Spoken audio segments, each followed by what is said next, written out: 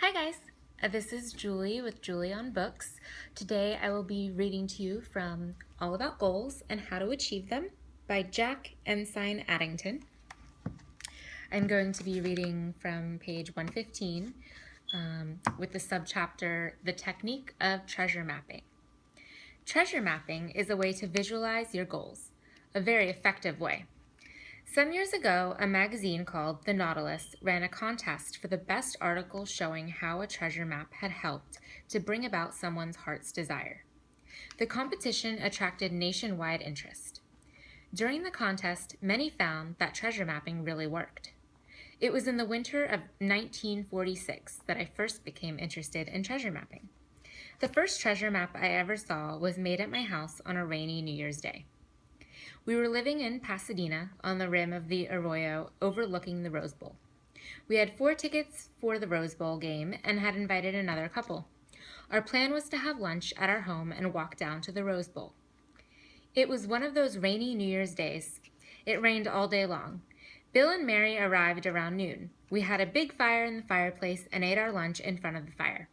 Because of the constant downpour and the inviting fireplace fire, we just didn't go to the game. Our guests were in the process of making some changes.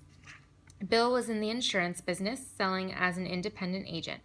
In the course of the afternoon, he explained that he really would like to be working for a big agency, in charge of the group health and accident department. I suggested that he write it down and consider it a goal. I suggested also that he visit such an agency and walk through the place to get the feel of it, what it would be like to be in such an organization. We spent about an hour talking about what it would mean if he had such a position. He began to visualize himself traveling throughout the country, setting up these group plans in various large organizations. The more he talked about it, the more enthusiastic he became about the idea. He talked it over with his wife, and she too was enthusiastic about his doing this. His idea seemed to begin to materialize as we talked about it. On that same afternoon, Mary started her treasure map. We found a large piece of white paper, and Mary worked all afternoon, cutting pictures out of magazines, pictures of the kind of a house they would like to have, the furniture, etc. Mary even planned for the number of children she wanted and pasted pictures of children on her treasure map. They found a picture of a man sitting at a desk in a beautiful office and wrote Bill above it, adding the words, in charge of a large group health and accident department. Shortly after this, Bill made application with a firm that had a nationwide health and accident group plan. The person who took his application told him that he had heard of a nationwide firm that had never entered the health and accident group market. Bill immediately made an appointment to see the local manager of this big firm. He explained his idea to him, how their existing clients could all be contacted and solicited for group health and accident insurance. The local manager happened to be the son of the president. He immediately called his father and got his consent to establish this new department and let our friend go ahead developing it. This was 30 years ago. 2 years ago, Bill retired as vice president in charge of group insurance. In the meantime, he had built a department that insured many of the largest corporations in the country. Recently, Bill and I were talking about this, and he said that it was quite remarkable that when he first entered the idea in front of the fire in my living room that rainy New Year's Day, it was an idle dream. He said that he had not written down what he really wanted and identified with it. He would never have done anything about it. But the real clincher, he said, was the treasure map.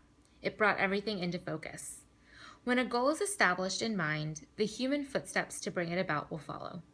Treasure mapping can be done for any goal, tangible or intangible. It enables one to more easily visualize the things that he would like to have come into his experience. I have known people to find the very house design pasted on the treasure map. It works equally well in finding a certain type of automobile, items for a collection, antiques, almost anything you can imagine. If the desire is for something intangible, such as a college education, pictures can suggest a university campus where the treasure mapper can visualize himself or herself completing his studies. If the desire is to become recognized in a profession, one could cut out a picture of a doctor, or if the desire is to be a lawyer or a judge, cut out a picture of a courtroom with lawyers and judge that work there. If the desire is for inspiration and a high spiritual consciousness, uplifting scenes might be used, such as snow-capped mountains or cloud effects, anything that lifts the soul. The idea is to bring enthusiasm and visualization into living by making a game of goal achievement. Treasure mapping is a good way to do this. That was read from All About Goals and How to Achieve Them by Jack Ensign Addington. Thank you so much for watching today, and I will see you next time. Bye!